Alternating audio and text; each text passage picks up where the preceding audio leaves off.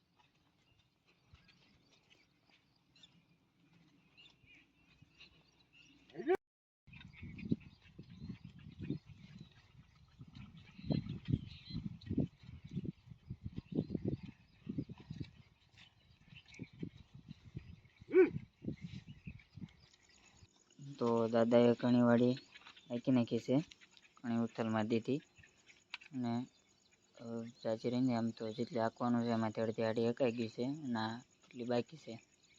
કે ઠેઠ સુધી હાંકવાની નથી, એમાં અડધી સિંગું પારવાની બાકી છે. તો આપણે જ્યાં સુધી પરાણે ત્યાં સુધી રાખવાનું છે.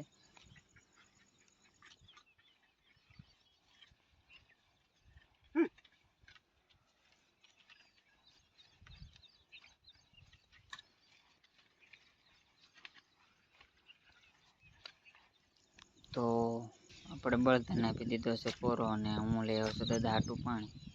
દાદાને પીવું હતું પાણી, આપણે પી લીધું છે, અને હવે દાદા હાટું લઈને જાય, અને દાદા પોરો થોડો બળદ્યા પણ.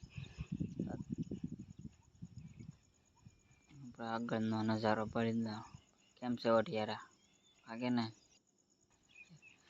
દાદાએ પાણી પીને પાછું ચાલુ કરી દીધું છે બળદ હાંકવાનું.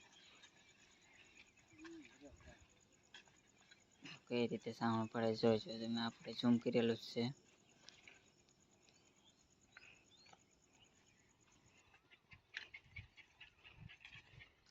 આપણું કામ દંતાળની પાછળ હાલ્યું જવાનું અને કપાસ દટાય એની જેમ જો આ કેમ કપાસ ઉપર ટેપા પડે એમ દટાય તો એને આપણે કપાસને ઊભો કરી દેવાનો. બસ આપણું કામ આ. એટલે આપણે ખાલી આગળ અને પાછળ બે રીતેથી જ વિડીયો ઉતરાય છે. એટલે સાઈડમાંથી જે વિડીયો ઉતાર્યા નથી. જો પાછો કપાસ દટાણો બળદને હાલવામાં ફેર થાય એટલે કપાસ ઉપર ટેપા ચડે એટલે આપણે એ ટેપા કાઢતા જવાના. અને આ મારો ભાઈ એ કપા પારે છે ને જે પારેલી કોળીઓ હતી એ ભેગી કરે છે. કેમ પણ એનું કામ આપણે 4-5 ઉથલ રહેશે નાખવાની.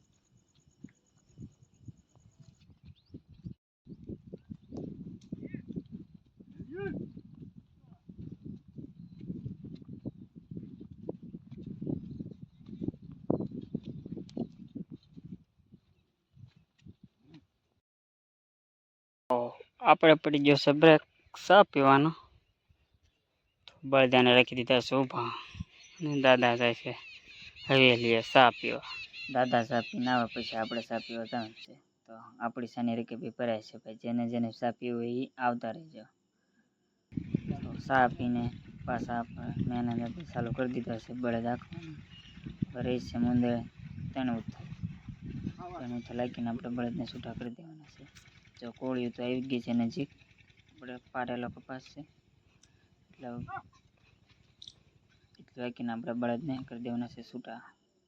તો ફાઇનલી આ છેલ્લી ઉથલ.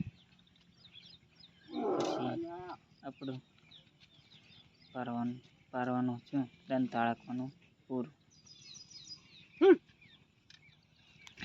હવે ચાલુ થઈ ગઈ છે શેઢાની લે.